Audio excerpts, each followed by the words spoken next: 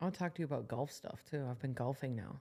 No way. Yeah. Should play sometime this summer. I'm terrible, but I mean, I'm not terrible. I saw you your Instagram story with Holbrook at the Mac. Oh yeah, we did. Well, I hang out. Well, because I'm at the Mac and I was a Mac maker.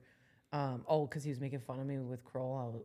I just got done with golf lessons, and that's what I was telling him that I was learning. I like that. Yeah. All right, good to go. Are you coming on? I hope so. You can go sit by Shawna. There's room over there. Come here, Oakley. Come on. You want to go up? No. I'll go. No. Maybe later. Hey everyone, welcome back to Milwaukee Uncut, sponsored by Central Standard Distillery and produced by Storymark Studios. Got an amazing guest here today, DJ Shawna. She is the Bucks DJ. She was the 2020 Ryder Cup DJ. She's done the women's Final Four, opened for Lizzo. Thank I think you. Shaq maybe. Yeah. One of the 4 DJs in the NBA bubble. Absolutely. Might get into that a little bit. Has her Dare to Be clothing line. Really interesting basketball career, too. 3-time high school state champ and state player of the year Thanks. at Pius. You always hit me with that. Not a lot of people still hit me with it, but I appreciate that. Thank you. That's an accomplishment. Thank you. Played a couple of years on the Badgers, then had some issues, went to Bellarmine University. Yeah, Bellarmine in Louisville, Kentucky. Yeah, I'll give you all the southern. You got to say Louisville. Louisville. You got to swallow it. Louisville. Yeah, Louisville. Bellarmine. All right. Played in Louisville. Yeah, there you go. Bellarmine, Louisville. Then overseas a little bit. Yeah. And just one of the nicest people in Milwaukee. Oh, Richie, I don't pay you enough to say that, but thank you. Thanks. I didn't get paid anything from you, but I still believe you are one of the nicest people in Milwaukee. Welcome to the show. It's good to see you again. Thank you. Been a little while. Thanks for having me. Thanks everybody for being here today too. Appreciate the audience. Yeah, we got a whole gallery. Audience. Oakley shot you down there. He was going to come on the couch and then went back to his mom, as he always does. But I'm convinced he'll warm up. He might. Yeah. I hope so. Could juke the ratings up. He's good on camera. I throw him into a lot of our ads and stuff, you know. Oh, yeah. You got to throw the puppy in there. Absolutely. Yep. Yeah. Anyway, your basketball career. Yeah. Let's start there. You love basketball. I know Absolutely. You're just a basketball nut. Thank you. It's hard for you to eventually give up, but you have a very interesting story from high school to college and some of the struggles you went through and then going pro and ultimately having to give that up. Can you walk us through that and how you parlayed that into DJing? Yeah, give me a time frame. What time frame do you want on the story? Like a quick 5 minute? Under 5? Few minutes, yeah, under you 5. Got it. Under All 5. Right. Because it literally is it's more than a chapter of my life, and so I'll keep it as concise as I can. And I joke that I came out of the womb with a basketball in my hand, and I never knew life without basketball. I never had a basketball hoop. I grew up literally dribbling constantly. I just would dribble all the time. I grew up on 45th and Valete, dribble outside my house constantly. My dad would take me to parks, so I grew up playing on playgrounds across the city, whether it was at Washington Park or at Doing or Juneau Park. Like, there's so many parks that I would just go, kept a ball in the car and would just shoot. But found my way to Pius, where I was grateful to play for, I think, the legendary Joel Clausen. There we go. That's what I'm talking about. He's you back. like basketball too. Yeah. And so I'm convinced it's one of the best dynasties in basketball in the high school level from a state championship standpoint. I don't want to be quoted on the exact number, but I know it's at least 20 state championships. And to be a part of something like that was just absolutely amazing. So we won 3 state championships while I was at Pius. I was lucky to get a full ride to Madison. So I'm a proud Badger, where I competed for my first 2 years.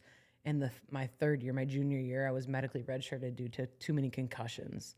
And so I was really tiny, actually, in the Big Ten, which was just a crazy thing to just learn. I'm a point guard. I'm 5'9", and I walked in my freshman year, maybe if I was lucky, weighing about like 125 pounds, just like soaking wet. This is too perfect. And like, and I was taking charges and hitting my head too much. And so, you know, I go back to that little kid with the basketball in their hand, and it always kind of chokes me up a little bit, but it got like ripped away from me. And that was, I kind of still joke that it's like the hardest breakup I've ever gone through. And so finished my undergrad as a junior and a senior at Madison and graduated. Was in the real world for 2 years, and that was when I realized like I just missed basketball. How hard was it to be at UW for 2 years and not be able to suit up and play? And then what were you doing in the real world at that point in time? That's a great question. That's when I started DJing. It was really tough. And I think part of the story that I'm really proud of is I don't know what you call it, but I've always been sober. I've never drank alcohol. I've never tried drugs. I've never done anything other than tattoos, maybe. But like, so dealing with that, and I'm not that old, but it also was during a time where mental health and talking about these things, like it wasn't a thing.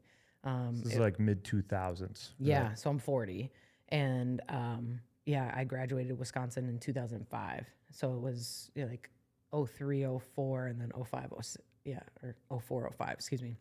And so, so it just wasn't like mental health wasn't something that we talked about. We didn't prioritize therapy. We didn't prioritize that stuff. And so it literally was all I knew. And I didn't know who I was. I'll be honest. Like when I didn't have that jersey anymore, I identified so much as number 40 for University of Wisconsin-Madison. And that was hard. That was tricky. I think though, as with anything, there's always, the blessing in disguise. I got to really sort of dive into other stuff that I love, which at the time I got made fun of, and I'm not ashamed of it anymore. I joined the juggling club. I like being creative. I think I'm playful. And so that was something that I had a lot of fun with. I started playing the djembe drum. Madison has a bunch of drum circles. I joined there. I got my own djembe drum. I joined the breakdancing club. I don't tell a lot of people that, but I learned how to breakdance a little bit. I was enamored. You couldn't play due to concussions, and then you just started breakdancing instead. It was about a year after I got released. So for a whole calendar year, I wasn't able to do any physical activity. And then, I wasn't like doing head spins or anything. Like year one, I don't know. I appreciate that. I can't normal dance, so I don't know much about breakdancing. But it was just I realized like in hindsight how much I reached out from a creative standpoint, and that was when I started DJing too, to just hang out with my peers, because I didn't drink alcohol, and a lot of my peers were in bars and clubs. And when you look at, I think, any basketball player, it just kind of like is the epitome of what hip hop is. Oakley's amazing, by the way. Oakley's just sitting there. Oakley, you want to hop up on the couch? You want to come up? Come on. I think we're fine right now. Okay. It's okay. Sounds good. And so it was just that's when I realized how much I missed sometimes life outside of basketball. But I did find my way back. And so I had a doctor release me, and I moved down south, and I graduated from Bellarmine University in Louisville, Kentucky, with my master's in communication. And I finished out as a 26-year-old senior, and I loved it. I loved every second. So it was a change. I went from Power 5 school in the Big Ten, Division I, to a Division II school where we traveled on the same bus as our men's team. And it was the epitome of like the movie Hoosiers. It was the same game. It didn't matter what uniform I had on. It didn't matter where we played, what kind of gyms, how we got there. I just wanted to play. And then I made my way overseas. What was overseas like? Amazing. Where'd you play? Mostly I was in Holland. I spent a lot of my time in Holland, and then a little bit in England and Germany. How did that fizzle out? I got too old. I think I guess if you're a 27-year-old rookie, your timeline's condensed a little bit. Yeah, it was. And I just tried to soak every minute of it as I could. I had a contract for what would have been my next, professional season to Australia fall through. I think they picked a WNBA point guard over me, and I set then after that a timeline for myself on how long I was going to kind of hold on to that dream, keep working out in that capacity until I figured out, I was going to have to. I hate saying let it go, but you have to at some point in that regard. Yeah. So yeah. So you're 40 now. That all happened when you're 27. You brought it up first. I know. I didn't want it. I know. I just hit 35. I saw Ian just hit 40. Ian just hit we 40. got it. We'll get into Honchella Yes. later. I just more so want to know what it's like working with him. He was my roommate for like 6 years or so. So it's the most amazing, incredible experience. I don't know if I'd label it as that. We can talk about that later, but it was entertaining nonetheless. Exactly. But okay, so that happens when you're in your mid to late 20s, at like 27. You're 40 now. Yeah. You probably picked the two hardest professions to actually make money at and make a living at. Some of the two. I feel like just looking from the outside, your career trajectory, you've really popped off in the last 5 years or so. What was it like from maybe 27 to 35? Who knows? Before you were this. Who knows? What's the last 10 years? You don't know what you're doing. That's that's honestly the thing. I was training basketball players, so still involved in the game with a local AAU program when I won Milwaukee, and that was life-changing, career-changing for me basketball-wise, and I was DJing, and I never thought DJing was going to be the thing that popped off. I was kind of setting stuff up to figure out how to make training elite athletes my shtick, my thing. I don't know. It was one of those things like being in the right place at the right time, because it was crazy when I learned about live entertainment, and that's what I'm in now. When you take somebody out of bars and clubs and you put a DJ at a sporting venue, which now we're everywhere, and there's massive names as DJs like in sports making incredible impacts, in my opinion. And I learned about it through, honestly, Instagram. And I saw somehow the algorithm showed me DJ Ruche. And I didn't know how to say this man's name. I didn't know who he was. But I think I remember seeing he was DJing beach volleyball. And so I go down this rabbit hole of following DJ Ruche. And I learned Ruche is the AVP Pro Volleyball Tour DJ. He's the Lakers DJ. And this man has DJ'd at the Olympics. And I was like, that's what I want to do. And he tells the story way better, because after that, now he's my best friend and mentor. And I don't remember what I said to him. I don't remember what I shot in a message. I remember just being like, this is amazing. Would love to learn. And that was it. I remember I didn't ask for anything. What is he going to do for me in LA? And I'm in Milwaukee. I wanted to be in Milwaukee and try to find my own lane in that regards. And coincidentally, that was the year the Bucks called. So I think we're now at, I want to say 2017. And I don't even know how old I am, honestly. You can do the math, but 35-ish. Yeah, 34, 35.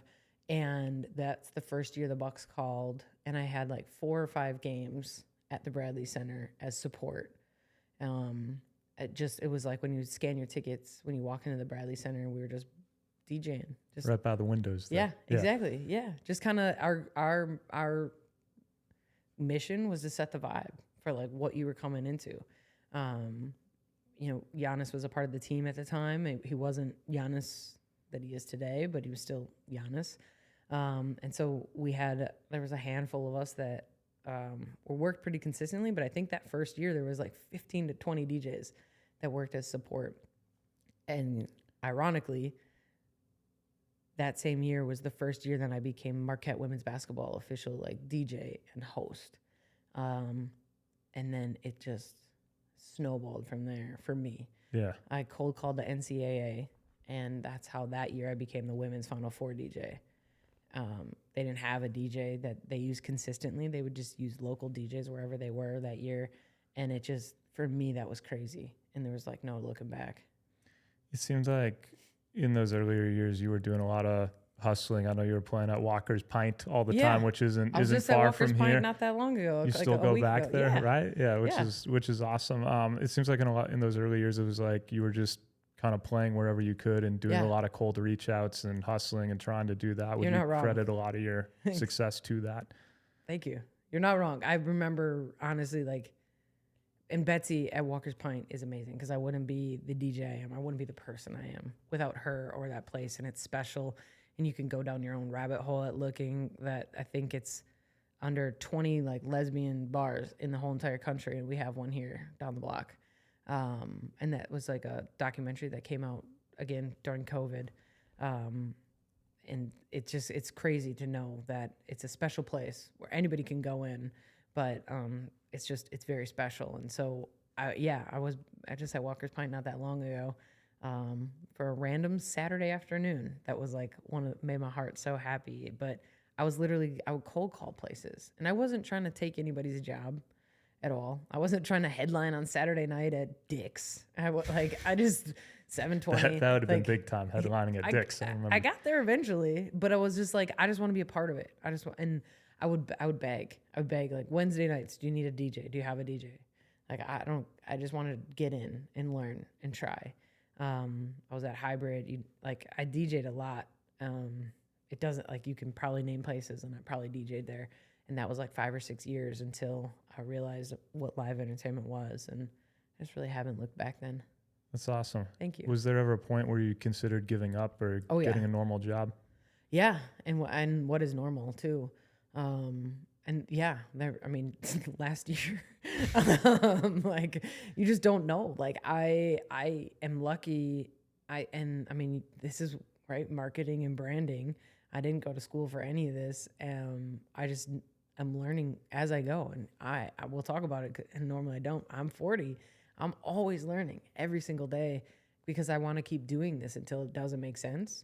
I feel grateful, eternally grateful, because you complimented me greatly. And the last 5 years, I think, like you said, you're not wrong. I think I've just been given a bigger platform, and I've learned that through sports, is that working for the Bucks, people look at you differently. And as an athlete, right, we wear that jersey, people look at you differently, and they have different expectations for you.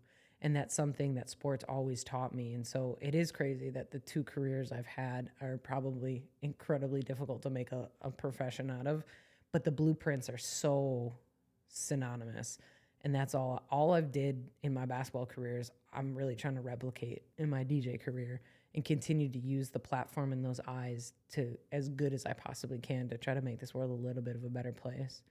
So I'm just grateful for the Bucks winning a championship too, because it's so special. I mean, we were talking about before we started having cameras rolling, like what it did for the city, and even selfishly for me, what it did for my career. And it's just a huge honor to have been a part of that. Yeah. All right. Speaking of the Bucks, let's get into you being the Bucks DJ. Okay.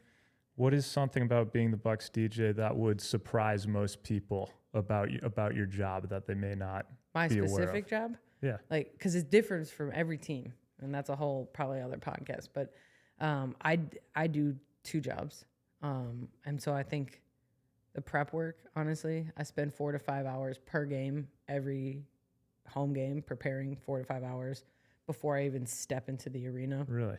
Mm-hmm.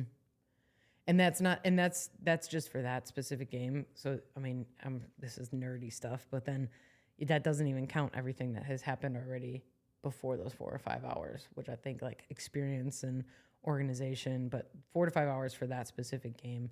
Step into the arena at like noon, I think, for a 7 p.m. game. I set up I have 2 DJ booths I set up, go into our pre-production meeting, and then hit the ground running with rehearsals. And then when we're done with rehearsals, Chris and Giannis are out on the court for their like pre-game warm-up and shoot around. And are you playing the music for those 2? Yep. So are those specific playlists they want, or do you curate them? It depends on how they're feeling. I usually curate them off the top. Some of them have opinions and some of them don't. And that's one of my favorite things about that job is, and now I'm going into my 5th season with them. And it's so humbling.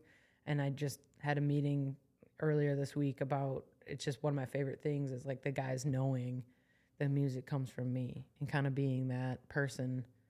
It not only in game, but then like they invite, like I DJ all their private family stuff too. And to be a part of their world is like such a gift, because like the way we look at them and who they are as athletes is amazing, but at the end of the day, they're really, really great humans. Yeah. And so I don't take that for granted. That's cool. So you're putting 4 hours in, then you're arriving at noon, and then you're doing setup and pre-production meetings, and you're actually DJing before the game, and then you DJ the whole game and go home at 11:30. It's a long day. Yeah, it is a long day. Longer than any game I ever played in. That's what it's crazy. Yeah. And that it gave me a huge appreciation for the game. Obviously playing women's basketball and being a part also of like the women's Final Four and the people that, long before women's sports is where it was now, the people that showed up and put these kind of hours in, it made me just appreciate it so much more. Yeah. Question. You spoke about having a very hard time letting go of basketball. You just aged out of it essentially. Do you get a similar rush DJing those games or DJing concerts that you did on the basketball court, or is that just unreplicatable going from an athlete to a DJ? Because you're still kind of physically out there. Yeah. I think it's a fun question because that's the rush I've been chasing. It's like I loved who I was, like I said, as number 40. Kind of that alter ego. I was confident and not cocky, I don't think, but I liked who I was as a basketball player. That was like my comfort zone, right? I just felt at home. Some people it might be the golf course. Some people might be behind the mic. It's like we all have that sweet spot on like the best of us like kind of comes out. And so that's what I've been chasing. I wouldn't say that I get that high like that Bucks games, because I'm there to add value. When you come, you're there to see the Bucks play. You're not there to hear me. I'm here to add value not only to the players' day, to the coaching staff, to the other team, but also everybody that's paying to come into those doors. I'm here to try to make this experience as great as it possibly can be, in the way that I can. And so, but when I'm grateful for Summerfest. I'm grateful for Milwaukee Pride Fest and like those things. Like that stuff's that's crazy. More that's similar. That's on a different level, and that's the stuff you kind of in those sort of fleeting moments when it happens, you hold on to, because that stuff that's the juice right there. Yeah. Yeah. So you play the songs right after everyone scores. Yes. How do you come up with those? Do the players request them? Do you come up with them? Is it a collaborative effort? Yeah. So Giannis and Chris's were kind of handed down. Yanni has had two in like his. That's a fun Bucks little trivia if you want to deep dive into that. He's had two songs, and then the other ones are collaborative. Sometimes we pick them, and then they ask us to change them, and sometimes they suggest. So like I'll give you a fun story. When we signed Jay last year, I got to kind of link up with him and his manager, and I told him, I was like, whatever you need. I was like, when you're warming up, like I want to make sure like, if it matters, that you're in the right space. So like, tell me what you like. And so Jay wanted Bad Bunny. So we had some Bad Bunny when he was playing, and that stuff's fun. Like I said, it's cool. When Drake dropped, why did I just forget it? With 21, but it was 21. Holidays song. Yeah, exactly. Yeah. So Drew texted me, and I was like, I already got it, dude. So like, it was like pretty great. So that was one of my favorites too, to like, I was kind of preemptively on that, and Drew was like, "Can you do this?" I was like, "Yeah, it's ready already." Who's the biggest diva on the team when it comes to their music? Me. Yeah, definitely me. No, I can't throw nobody. Yeah, I think not throwing anyone under the bus. Nope. You better throw Ian under the bus a little bit for me later. What would your stinger be right now if you were out there? Ooh, I'm gonna pick my song. I have my second single is called Heart of a Fighter. I listened to it last night. You did? Yeah. What do you think? I like it. You do? Yeah. Do you want to know why I wrote it? Why? Do you know why? No, I don't. Can I tell you? Do y'all want to know why? They're laughing back here. I wish we could. I was going to ask you about your songs later, but let's dive into it right now. Why'd you write it? It's like all this is like intertwined, Richie. Like there's no linear thing here, right? So women's basketball doesn't have a championship anthem.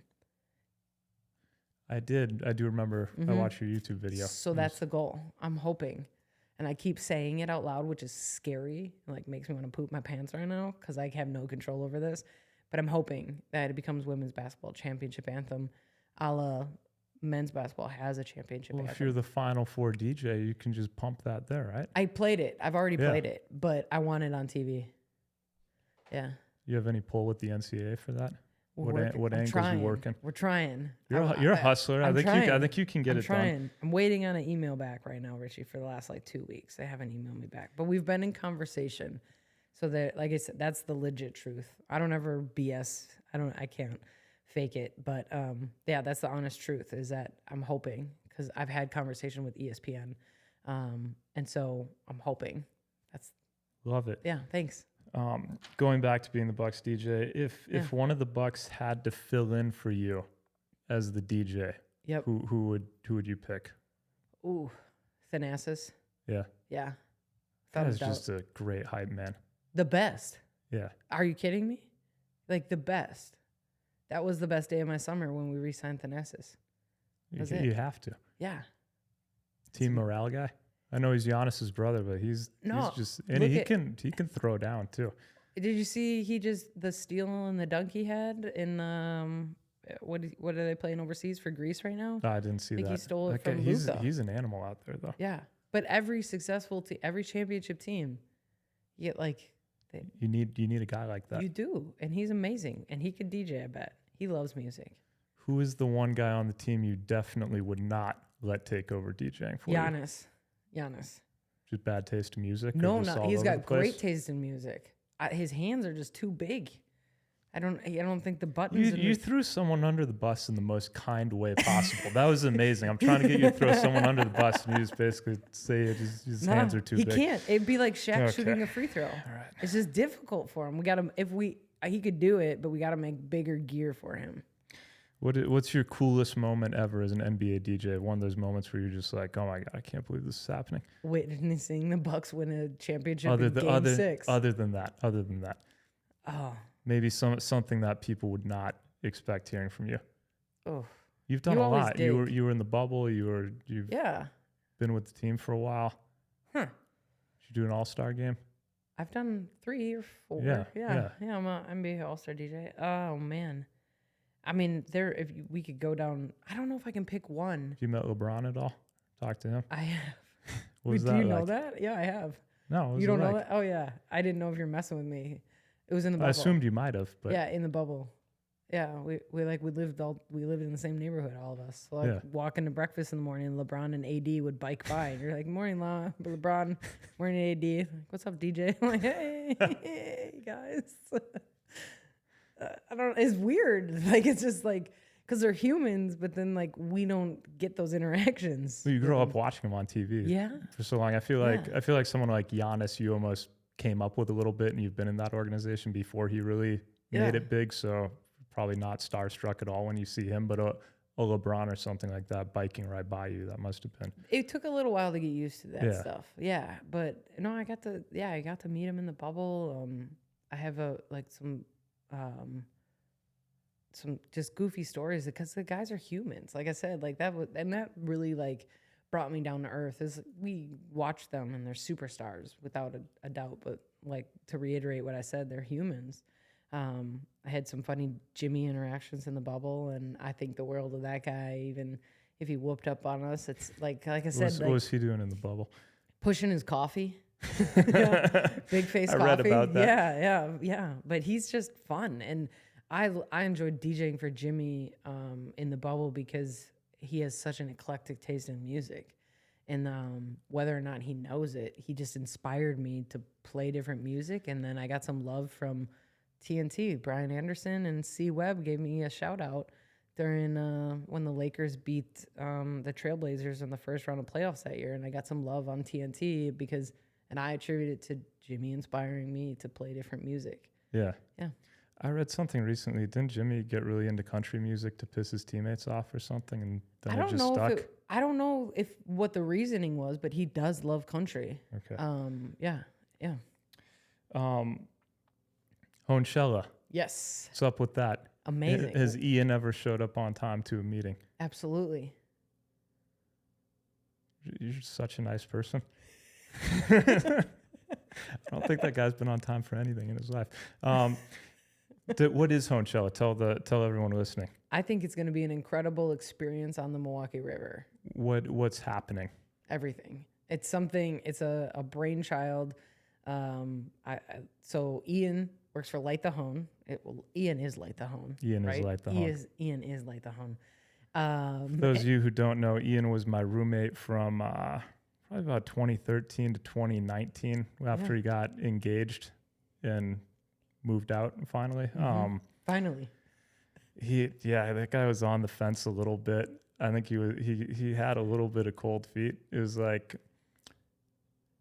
I might butcher this because it was a while ago, but our lease was coming up and we didn't know if we were going to renew it a lot. And he hadn't stayed at our house for like 7-8 months because he was just living in his girlfriend's condo, Jackie, who's his wife now. I would run into in the neighborhood all the time. Which was great for me because I had a 2-bedroom condo and I was only paying half for it. So I was perfectly happy staying here. And then,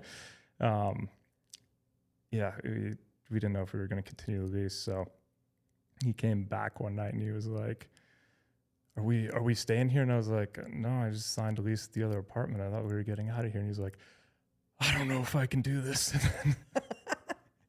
And now he's a dad. None of his stuff was packed. And I think he ended up renegotiating the lease so he could like keep his stuff in there for a couple months. And now he's happily married in Tosa and is a dad of Bo. He's the best. And just turned 40 as well. Yeah. And he's doing good and he's throwing Honchella. Yeah. Are you in Tosa? No, I live downtown. Okay. I ran into him when they were at the condo. Yes. Mm-hmm. Anyway, so Honchella, what date is it? August 17th. It's a Thursday. And there's a couple different ways people really can honestly like get involved. One, they can be on my boat and we're throwing a huge party on my boat. Tickets are $175. This is a fundraiser to help start to light the east side of the Hone. So we can balance out the bridge. It would be nice to light both sides of the bridge. I think it'd be amazing. Yeah. Yeah. Yeah. Right? It's like started the group project. Now we got to finish it. Yeah. I agree. If people want to, is it just honchella.com or what? Yeah. Honchella.com. And then if you have a boat and you want to be involved, you can essentially a la a gala or gala. I don't know which I've heard twice pronounced differently today. You can get your boat in and put whatever you want on the boat, whomever you want on the boat, and be a part of it. But we're going to literally have like a boat parade down the river. And I think it's going to be a really great experience. And that's something we were kind of pushing for. This idea came from Nate Baumhoff. I refer to him as sick photographer, Nate. Drone Nate. I call him Drone Nate, yeah. And so Drone Nate and I have very similar tastes in music and what we like as humans. I say that because I'm a DJ. He's not a drone, but so he's a human being who's very good at flying a drone around Milwaukee. Yes. And so one day he shared with me a YouTube video of Tiesto during COVID in New York at The Edge, DJing a full production, amazing set. And Nate's like, we should do this in Milwaukee. I was like, that's a great idea, Nate. And so I called Ian. I said, Ian, I have a crazy idea. We want to DJ a full production on a rooftop, on a boat, doesn't matter. We want to do this. And he's like, crazy, because tomorrow we're going to start talking about our Light the Hone yearly event. And that's how this all came to fruition.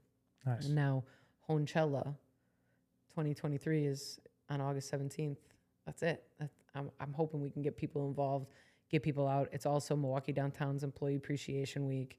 There's going to be a lot happening on the Riverwalk. There are places that have views of the Hone that are having watch parties. Some are ticketed. I think one might be free. But there's so many ways to kind of get involved and be a part of this. We're throwing like a huge party throughout the whole city. And then want to know the best part? What? This is what Nate and I are really excited about. So this is like not on the website. But so Nate's going to drone video the whole thing. I'm going to have my guy, Jose Castillo, on the boat doing video. And then Jose's going to edit it to about what we're hoping is a 30 to 45 minute set so that we can have our own version on YouTube to music that we have the copyright to use. So it'll be all independent artists from a vibe that we're trying to create and to show off the city that we really like genuinely love. So it's going to be, I think, pretty great. I don't want to say epic because everyone uses epic and I don't use epic because I think epic is, you got to have it. And I'm hoping that it's epic. I can't guarantee, I want it to be epic. Sounds pretty epic. Thanks. Are you coming? I'd love to. Really? Yes. Okay. Can you invite your friends? We'll be there. Okay. August 17th. Yeah. Yeah, to support you and Ian. Thank you. And Drone Nate. And Drone Nate. The drone. Yeah. Yeah. I'll be there. Nate's like, so you call me Drone Nate now? I was like, well, because I'm DJ Shawna. And you're Drone Nate. Why wouldn't he want to be called Drone Nate? No, he's good at it. He is great at it. Yeah. He's a pharmacist full time by day. That's a rare combo, Yeah. I feel. Mm-hmm. And like pharmacist Nate doesn't flow like Drone Nate. No. Right? Sounds much less exciting. Yeah, exactly. I don't know if I'd want to hang out with pharmacist Nate. Drone Nate, on the other hand. Right. You don't know what you're going to get. Don't know what you're going to get. Could he be a robot? I don't know. Maybe. All right, let's move to the standard 5. 5 quick questions. Boom. Sponsored by Central Standard Distillery. You got it. If you could spend a day with one person, You. dead or alive, I know that's not the answer. You know much cooler people than me. Dead or alive, who would it be? Oh, my grandma Lillian, my great grandma. I'm picking her because I got more questions I didn't get to ask enough. Did you ever get to meet her? Yeah, I had 3 great grandparents in my lifetime. Really? Isn't that crazy? That's cool. Yeah, thanks. I'm enamored with learning stories and sharing stories and like where I come from and who made me. Like, I think it's cool. Yeah. So my great grandma Lillian. That's why I have lilies all over me. Oh, that's cool. Yeah. Thanks. Nice. Thank you. Who's your favorite Milwaukee Buck of all time who hasn't been on the roster in the last 5 years? It's got to be Brandon Jennings. Oh, I love that answer. Bucks and 6? Are you kidding me? Like, how do you tell a prophecy like that? Let's get him on the pod. I was probably more excited when he got drafted than I ever have been when anyone got drafted. Yeah. Yeah. And then he dropped 55 his Easy. 8th, 9th game out. Right. Yeah. Yeah. And he was just laying the foundation. He did. Mm-hmm. I loved when they brought him back a few years ago. It was like a send-off. Well, he was there for championship stuff. Well, he was there. He was actually on the team like 2 years before that, though. Oh, you're right. For a quick stint. You're right. Yeah. Yep. But yeah, I love how they brought him back for the championship stuff too. Yeah, he was banging on the drum as tip-off was going, Bucks and 6. Yeah, I think he was going to come on here if they didn't get knocked out early. Yeah? Yeah, Brandon Williams. I don't know if you know him. Mm-hmm. He will. Yeah, he was him. Those two are going to come on. So I'm hopeful to get B Jennings on here someday. There you go. He's the best. Big fan of that guy. Me Great too. answer. Thank you. Two good answers in a row. Number 3. All right. Who is the most famous person in your contacts? Richie Burke. Just sucking up to everyone today. My mom. Go with Giannis. I actually don't have Giannis's number. Thanasis. Thanasis. Yeah, There we go. TAs. You got the hype man in there. TAs. I'd like to get him on here sometime too. What's your dream DJing gig? Oh. Honchella 2023. I'm too PR trained. I'm sorry, Richie. I'm sorry. I'm trying to get you off track a little bit.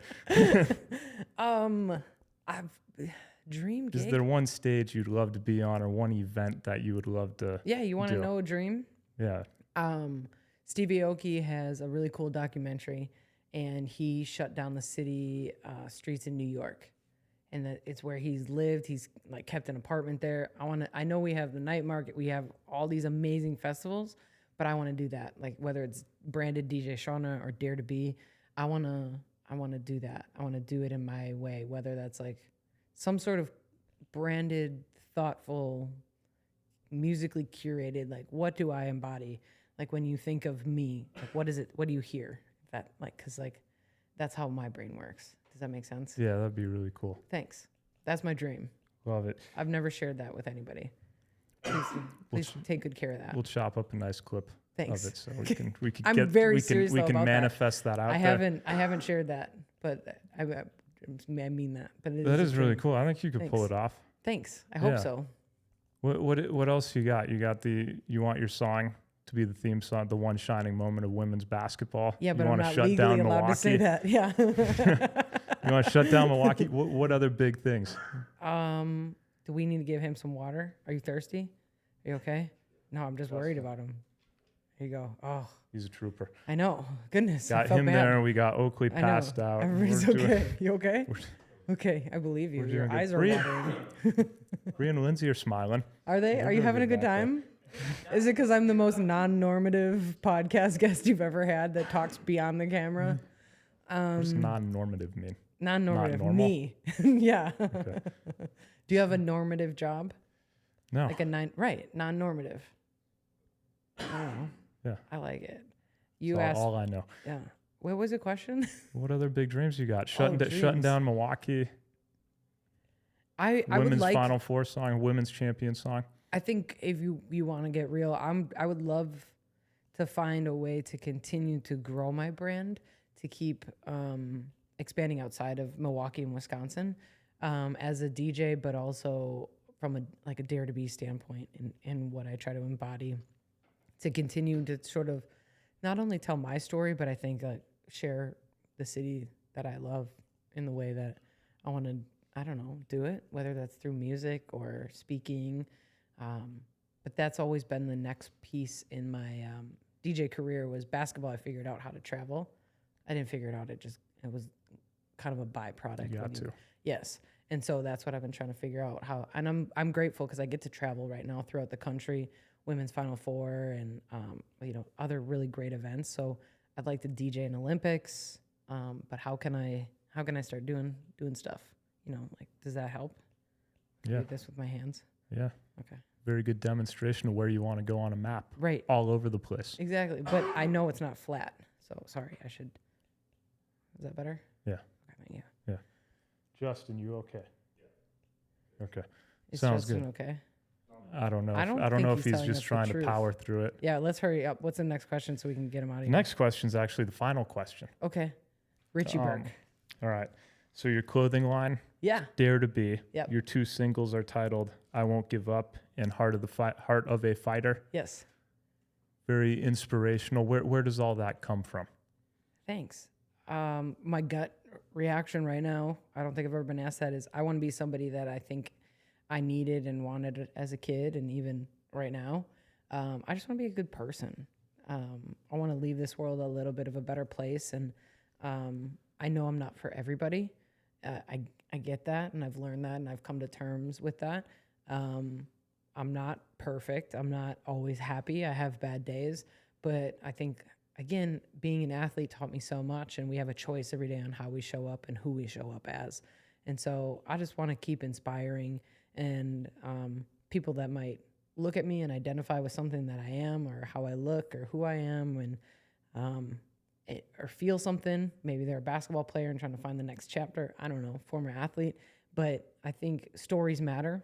Otherwise, your job wouldn't matter, and it matters a lot. And I think that's the part is music tells a lot of really good stories. And so I just want to be a good person. You're doing a great job of that. Thanks, Richie. Yeah. Thanks for thinking. It means a lot. I'm not trying to be No, I silly mean, you now, make a but huge thanks. impact on the city, and I know you brighten up a lot of people's days through your work and what you do. So Thank you. yeah, I appreciate it, and appreciate you coming on today. Anytime. Thanks for having me. It's nice to see you, and I'm proud of you, and congratulations on the new studio and everything. And I'm excited to follow your adventure. So thank you. Yeah, thanks for coming on. Of course. All right, that's it. That's it. Good job, Oakley. Way to go, Oakley. Yeah. Yeah, Oakley. Justin, you did it. we can record an intro and outro after Shawna leaves. So if you just want to leave it set up, I'll do that. Thanks for coming on.